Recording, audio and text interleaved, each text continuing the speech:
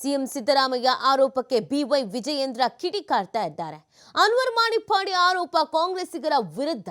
ಅವರ ವರದಿಯಲ್ಲಿ ಬಿಜೆಪಿಯವರ ಕುರಿತು ಆರೋಪ ಇಲ್ಲ. ಕಾಂಗ್ರೆಸ್ಸಿಗರ ವಿರುದ್ಧ ಇರುವ ಆರೋಪಕ್ಕೆ ನಾನು ಯಾಕೆ ಆಮಿಷ ಒಡ್ಲಿ? 150 ಕೋಟಿ ರೂಪಾಯಿಗಳ ಆಮಿಷವನ್ನು ಒಡ್ಡೋಕೆ ಸಾಧ್ಯವೇ? ಸಿದ್ದರಾಮಯ್ಯಗೆ ಕನಿಷ್ಠ ವಿವೇಕವೂ ಇಲ್ಲವೇ ಅಂತ ಬಿವೈ ವಿಜಯೇಂದ್ರ ಪ್ರಶ್ನಿಸಿದ್ದಾರೆ. ದಳ ಬುಡವಿಲ್ಲದ ಆರೋಪ ಅಂತ ವಿಜಯೇಂದ್ರ ಎಕ್ಸ್ ನಲ್ಲಿ ಕಿಡಿಕಾರಿದ್ದಾರೆ. ಇದಕ್ಕೆ ರಿಯಾಕ್ಷನ್ಸ್ ಅನ್ನ ವಿಜಯೇಂದ್ರ ಕೊಟ್ಟಿರೋದು.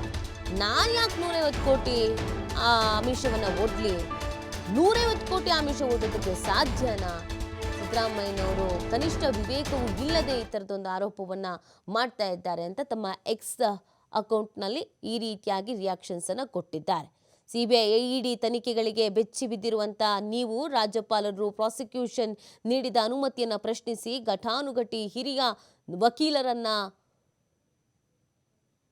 ದೆಹಲಿಯಿಂದ ಕರೆಸ್ಕೊಂಡು ವಾದ ಮಂಡಿಸಿದ್ರೆ ಅಲ್ಲಿ ಸಿದ್ದರಾಮಯ್ಯನವರ ಮೂಢ ವಿಚಾರವನ್ನು ಪ್ರಸ್ತಾಪಿಸಿ ನಾನು ಯಾಕೆ ಆಮಿಷ ಒಡ್ಲಿ?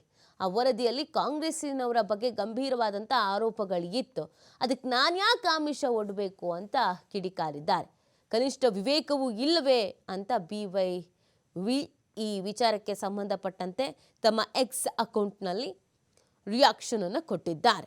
ಸೊ ಈ ವಿಚಾರ ದೊಡ್ಡದಾಗುವ ಎಲ್ಲ ಸಾಧ್ಯತೆಗಳು ಇದೆ.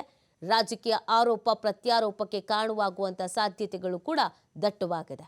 ಇಲ್ಲಿವರೆಗೂ ಕಾಂಗ್ರೆಸ್ನ ಹಗರಣಗಳನ್ನು ಬಯಲಿಗೆಳಿತಿದ್ದಂಥ ಬಿಜೆಪಿಗೆ ಈಗ ಒಂದು ಸಿಡಿಲು ಬಡಿದಂತಾಗ್ಬಿಟ್ಟಿದೆ. ಇಷ್ಟು ದೊಡ್ಡ ಆರೋಪ ಬರುತ್ತೆ ಅಂತ ಗೊತ್ತಿರಲಿಲ್ಲ. ಆಗಿನ ಕಾಲದಲ್ಲಿ ಏನಾಗಿತ್ತು, ಏನು ಪತ್ರ ಬರೆಯಲಾಗಿತ್ತು, ಈ ವಿಚಾರವನ್ನು ಪತ್ರಿಕಾ ಪ್ರಕಟಣೆ ಹೊರಡಿಸಿದ್ದು. ಬಿಜೆಪಿಯವರು ಇದೀಗ ಕಂಗಾಲಾಗಿದ್ದಾರೆ. ಅದಕ್ಕೆ ರಿಯಾಕ್ಷನನ್ನು ತಮ್ಮ ಎಕ್ಸ್ ಅಕೌಂಟ್ನಲ್ಲಿ ವಿಜಯೇಂದ್ರ ಅವರು ನೀಡಿದ್ದಾರೆ. ಈ ವಿಚಾರಕ್ಕೆ ಸಂಬಂಧಪಟ್ಟಂತೆ ಯಾವೆಲ್ಲ ರೀತಿಯಾದಂಥ ಆರೋಪಗಳು ಪ್ರತ್ಯಾರೋಪಗಳು ಕೇಳಿ ಬರುತ್ತೆ, ಸಮರ್ಥನೆಗಳು ಸಬೂಬುಗಳು ಕೇಳಿ ಬರುತ್ತೆ, ತನಿಖೆಗೆ ಆಗ್ರಹಿಸಲಾಗತ್ತಾ, ತನಿಖೆ ನಡೆಯತ್ತಾ, ಎಲ್ಲವೂ ಕೂಡ ಕುತೂಹಲ. ಅವತ್ತೇ ಪ್ರಧಾನಿ ನರೇಂದ್ರ ಮೋದಿ ಅವರಿಗೆ ಪತ್ರವನ್ನು ಬರೆದಿದ್ದೇ ಆಗಿದ್ದಲ್ಲಿ ಯಾಕೆ ಇಲ್ಲಿವರೆಗೂ ಆ್ಯಕ್ಷನ್ ತೆಗೆದುಕೊಂಡಿಲ್ಲ ಅನ್ನೋದು ಕೂಡ ಪ್ರಶ್ನೆ ಆಗಿದೆ. ಇದು ಒಂದು ಕಡೆಯಲ್ಲಿ ಕಾಂಗ್ರೆಸ್ನ ಅಸ್ತ್ರವಾದರೆ ಇನ್ನೊಂದು ಕಡೆಯಲ್ಲಿ ವಿಜಯೇಂದ್ರ ವಿರುದ್ಧವಾಗಿ ಸ್ವಪಕ್ಷದಲ್ಲೇ ಇರುವವರಿಗೂ ಕೂಡ ಅಸ್ತ್ರನೇ. ಈ ಬಗ್ಗೆ ಮತ್ತಷ್ಟು ಮಾಹಿತಿಯನ್ನು ನೀಡ್ತಾರೆ ನಮ್ಮ ಪ್ರತಿನಿಧಿ ಶಿವಕುಮಾರ್. ಶಿವು, ಒಂದು ಗಂಭೀರವಾದಂಥ ಆರೋಪ, 150 ಕೋಟಿ ಆಮಿಷ ಒಡ್ಡಿದ್ದಾರೆ ಅನ್ನುವಂಥ ಆರೋಪ.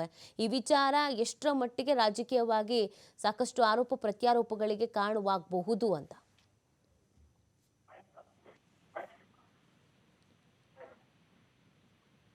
ನಿತಿ, ಸದನದ ಒಳಗಡೆ ಈಗಾಗಲೇ ವಕ್ಫ್ ವಿಚಾರದಲ್ಲಿ ಸಮಗ್ರವಾಗಿ ಚರ್ಚೆ ಆಗ್ತಾ ಇದೆ. ಸರ್ಕಾರದ ವಿರುದ್ಧ ಪ್ರತಿಪಕ್ಷಗಳು ತಿರುಗಿ ಬಿದ್ದಿದೆ. ಇದರ ಜೊತೆಗೆ ನಾಳೆ ಮುಖ್ಯಮಂತ್ರಿಗಳು ಅದಕ್ಕೆ ಉತ್ತರವನ್ನ ಕೊಡ್ಬೇಕಾಗತ್ತೆ.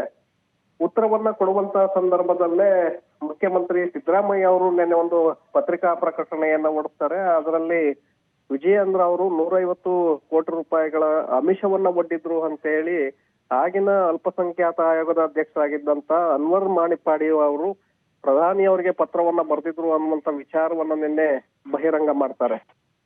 ಸೊ ಯಾವ ಕಾರಣಕ್ಕೆ ಇದನ್ನ ಬಹಿರಂಗ ಮಾಡಿದ್ರು ಅನ್ನುವಂಥದ್ದನ್ನು ಕೂಡ ಗಮನಿಸ್ಬೇಕಾಗತ್ತೆ. ಹಾಗಾಗಿ ಈ ವಿಚಾರದ ಬಗ್ಗೆ ನಾಳೆ ಸದನದಲ್ಲಿ ದೊಡ್ಡ ಮಟ್ಟದ ಚರ್ಚೆಯಾಗುವಂತ ಸಾಧ್ಯತೆಗಳಿದೆ. ವಿಜಯೇಂದ್ರ ಅವರು ಕೂಡ ಈಗ ಅದಕ್ಕೆ ತಿರುಗೇಟನ್ನ ಕೊಡುವಂತ ಒಂದು ಪ್ರಯತ್ನವನ್ನ ಮಾಡಿದ್ರು. ಇಲ್ಲ ಸಲ್ಲದ ಆರೋಪಗಳನ್ನ ಮಾಡಿ ಈ ರೀತಿಯಾಗಿ ಮಾಡುವಂತಹ ಸಾಧ್ಯತೆಗಳಿಲ್ಲ ಅನ್ನುವಂತ ನಿಟ್ಟಿನಲ್ಲಿ ಅವರು ಆಕ್ರೋಶವನ್ನ ವ್ಯಕ್ತಪಡಿಸಿದ್ರು. ಸೊ ಹಾಗಾಗಿ ನಾಳಿನ ಸದನದಲ್ಲಿ ಇದರ ಬಗ್ಗೆ ದೊಡ್ಡ ಮಟ್ಟದ ಸದ್ದುಗದ್ದಲ ಆಗುವಂತ ಸಾಧ್ಯತೆಗಳಿದೆ. ಒಂದು ಕಡೆ ಆಡಳಿತ ಪಕ್ಷ, ಮತ್ತೊಂದು ಕಡೆ ಪ್ರತಿಪಕ್ಷಗಳು ಇದೇ ವಿಚಾರವನ್ನ ಮುಂದಿಟ್ಕೊಂಡು ನಾಳೆ ಸದನದಲ್ಲಿ ಒಂದು ರೀತಿಯ ಅಲ್ಲೋಲ ಕಲ್ಲೋಲಕ್ಕೂ ಕೂಡ ನಾಳೆ ಕಾರಣ ಆಗಬಹುದು ನೀತಿ. ಯಾಕಂದ್ರೆ ಈ ವಿಚಾರವನ್ನ ಮುಂದಿಟ್ಕೊಂಡೆ ಬಿಜೆಪಿ ದೊಡ್ಡ ಮಟ್ಟದ ಹೋರಾಟವನ್ನ ಇಡೀ ರಾಜ್ಯಾದ್ಯಂತ ಮಾಡಿತ್ತು. ಜೊತೆಗೆ ಸರ್ಕಾರವನ್ನ ಇಕ್ಕಟ್ಟಿಗೆ ಸಿಲುಕಿಸಬೇಕು ಅನ್ನುವಂತ ನಿಟ್ಟಿನಲ್ಲಿ ದೊಡ್ಡ ಮಟ್ಟದ ಹೋರಾಟವನ್ನ ರೂಪಿಸಿತ್ತು. ಜೊತೆಗೆ ಉಭಯ ಸದನಗಳಲ್ಲೂ ಕೂಡ ವಿಚಾರವನ್ನ ತೆಗೆದು ಸರ್ಕಾರಕ್ಕೆ ಮುಜುಗರ ಮಾಡುವಂತ ಒಂದು ಪ್ರಯತ್ನವನ್ನ ಮಾಡಿತ್ತು. ಈಗ ಈ ವಿಚಾರಗಳು, ಟ್ವೀಟ್ ವಿಚಾರಗಳು, ಪತ್ರಿಕಾ ಪ್ರಕಟಣೆ ಈಗ ಮತ್ತಷ್ಟು ಕುತೂಹಲವನ್ನ ಮೂಡಿಸ್ತಾ ಇದೆ. ನಾಳೆ ನಡೆಯುವಂತಹ ಸದನದಲ್ಲಿ ಈ ಬಗ್ಗೆ ದೊಡ್ಡ ಮಟ್ಟದ ಆಡಳಿತ ಮತ್ತೆ ಪ್ರತಿಪಕ್ಷಗಳ ಶಾಸಕರ ನಡುವೆ ಒಂದು ಸದ್ದುಗದ್ದಲ ಹೆಚ್ಚಾಗುವಂತ ಒಂದು ಸಾಧ್ಯತೆಗಳು ಕೂಡ ಇದೆ ನೀತಿ. ಓಕೆ, ಥ್ಯಾಂಕ್ ಯು ಶಿವು ತಮ್ಮೆಲ್ಲ ಡೀಟೇಲ್ಸ್ಗಾಗಿ.